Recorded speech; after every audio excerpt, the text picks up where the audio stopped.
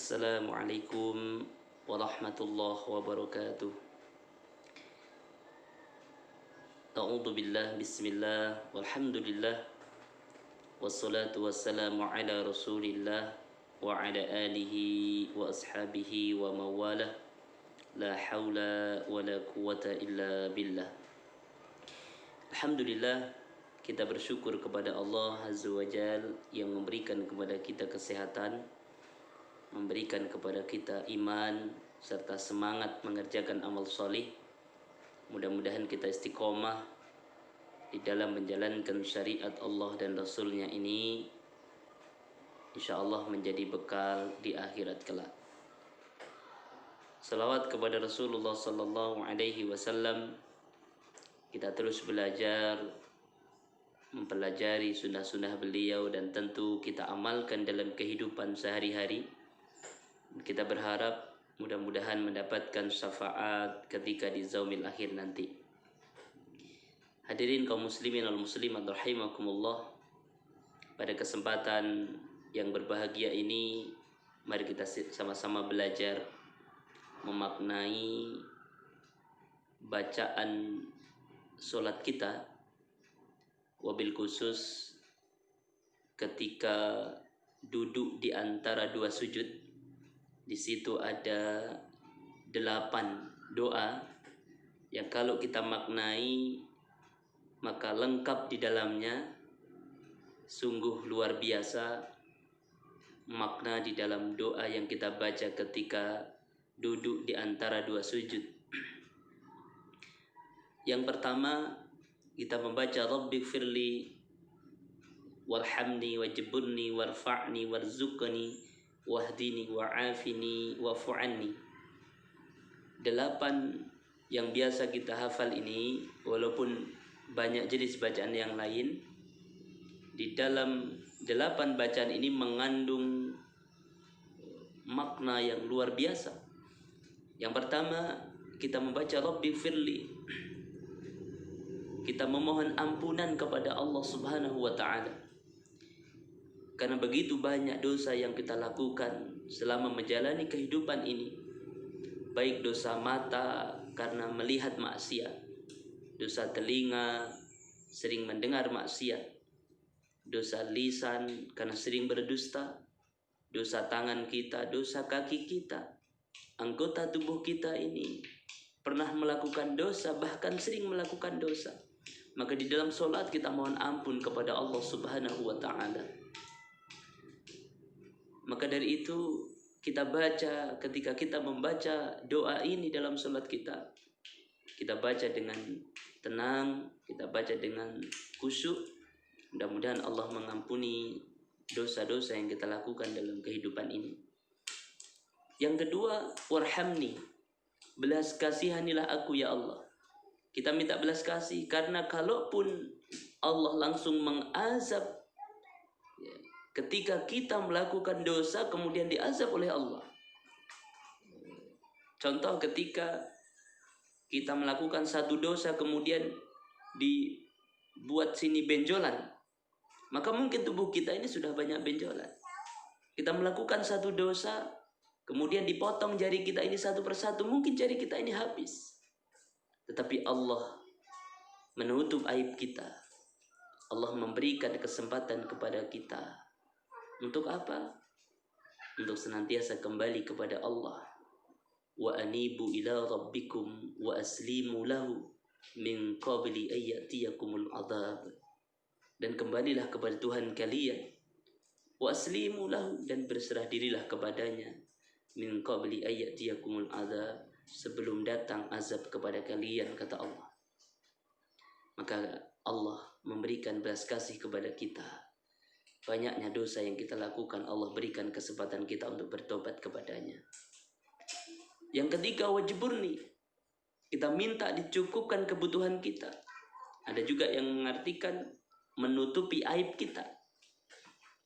Kita minta kecukupan kebutuhan. Makanya ada sesuatu yang kita pakai, tidak kita minta, tetapi Allah berikan. Contohnya pakaian. Tidak ada yang kita berdoa, ya Allah, minta pakaian batik warna biru, pas dipakai sebagainya, enggak khusus. Kita enggak berdoa minta sendal khusus, tetapi Allah memberikan yang itu menjadi kebutuhan kita. Walaupun terkadang kita memaksakan diri yang itu bukan kebutuhan, kita tidak melihat kemampuan, hanya saja mempersulit diri kita. Tetapi untuk kebutuhan sandang pangan papan kita, insya Allah dipenuhi oleh Allah Subhanahu wa Ta'ala, karena setiap saat kita berdoa kepada Allah Subhanahu wa Ta'ala. Yang tidak berdoa pun itu diberikan, apalagi yang orang-orang yang istiqomah berdoa kepada Allah Subhanahu wa Ta'ala. Yang keempat, warfa'ni. Kita minta kepada Allah untuk diangkat derajat. Kita terlihat mulia, hadirin, bukan karena jabatan, bukan karena kekayaan, tetapi kita terlihat mulia karena Allah masih menutup aib kita, sehingga naik derajat kita. Makanya jabatan ujian, status sosial ujian, kekayaan ujian, maka jangan sampai ujian yang Allah berikan itu menjerumuskan kita sehingga kita menjadi orang-orang yang rendah. Hadirin kaum muslimin dan muslimat rahimakumullah. Kemudian Rabbi firli warhamni wajburni warfa'ni warzuqni. Kita minta rezeki kepada Allah, ya Allah berikan kami rezeki. Rezeki yang tentunya halal dan juga rezeki baik. Sebagaimana doa Rasulullah sallallahu alaihi wasallam ketika ba'da subuh. Allahumma inni as'aluka ilman nafi'an wa rizqan halalan tayyiban wa amalan mutaqabbalan. Nabi sallallahu alaihi wasallam minta ilmu yang bermanfaat, rezeki yang halal lagi baik, dan juga amal yang diterima. Begitu hati-hatinya Nabi sallallahu alaihi wasallam ketika masuk ke dalam rumahnya, itu melihat ada kurma di atas tikar beliau. Maka Nabi pun belum berani makan karena statusnya itu belum jelas. Apakah halal, apakah haram, apakah statusnya subhat, karena belum jelas hukumnya ini milik siapa. Kemudian yang kelima, kita berdoa kepada Allah Subhanahu wa Ta'ala, wahdini. Kita minta kepada Allah petunjuk. Kita bisa datang ke masjid, kita bisa hadir ke majelis-majelis ilmu, bukan tergantung dari tempat dan sarana, tetapi karena Allah memberikan petunjuk kepada kita. Ada orang yang rumahnya depan masjid, terdengar suara azan tetapi terasa jauh.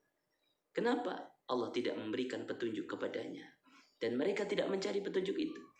Ada orang yang kuat mendaki gunung, bahkan gunung setinggi 2.900 dpl, ataupun bahkan ada yang 8.000 dpl, sanggup didakinya. Sampai berjam-jam mendaki, sanggup, kuat. Tetapi masjid yang di depan rumahnya belum tentu itu kuat untuk didatanginya. Maka kita berlindung kepada Allah dari sifat demikian. Dan sesungguhnya dekat jauhnya masjid, dekat jauhnya majelis ilmu bukan berdasarkan jarak, tetapi hati kita yang sebenarnya. Yang keenam, wa'afini. Yang ketujuh, wa'afini. Kita minta kepada Allah Subhanahu wa Ta'ala kesehatan. Kita minta kepada Allah Subhanahu wa Ta'ala kesehatan. Karena kalau kita sakit, ya kita merasakan ibadah bisa jadi menurun, kondisi fisik menurun, aktivitas dakwah berkurang. Walaupun sakit itu adalah ujian dari Allah, bisa jadi penggugur dosa. Ya. Maka ketika kita sakit, maka langkah yang harus kita tempuh, kita bertobat kepada Allah. Karena bisa jadi sakit yang Allah berikan itu karena dosa-dosa yang kita perbuat. Kembali kepada Allah, mohon ampun kepada Allah, baru kita ikhtiar untuk mendatangi dokter, rumah sakit, dan juga kita bisa menterapi dengan terapi Al-Quran. Kemudian yang terakhir, wa'fu anni, maafkanlah aku ya Allah. Kembali, yang pertama diawali dengan mohon ampun, kemudian di akhir pun kita mohon maaf kepada Allah Subhanahu wa Ta'ala, karena dosa-dosa yang kita lakukan begitu banyak dan kita masih diberikan oleh Allah kesempatan ini. Hadirin kaum muslimin wal muslimat rahimakumullah. Mudah-mudahan tausiah singkat ini bermanfaat bagi kita semuanya untuk memaknai bacaan-bacaan sholat pelan-pelan satu demi satu. Insya Allah kita sambung tausiah singkat di sesi selanjutnya. Jangan lupa untuk kita memaksimalkan amal soleh selagi kesempatan Allah berikan kepada kita. Afaminkum alhaqqu min rabbik fala takunanna minal mumtarin. Assalamualaikum warahmatullahi wabarakatuh.